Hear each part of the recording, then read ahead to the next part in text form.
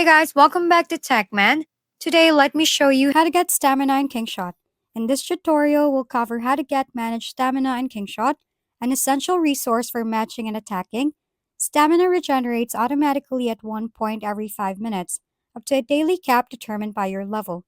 You can also claim free bursts from the storehouse every 12 hours, and leveling up your link's pet grants a bonus of 40 stamina per day, perfect for boosting your daily adventures.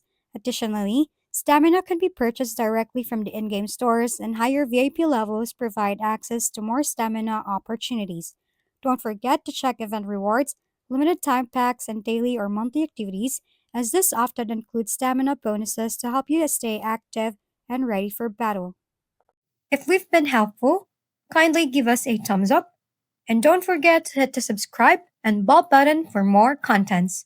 For any questions and suggestions, comment down below.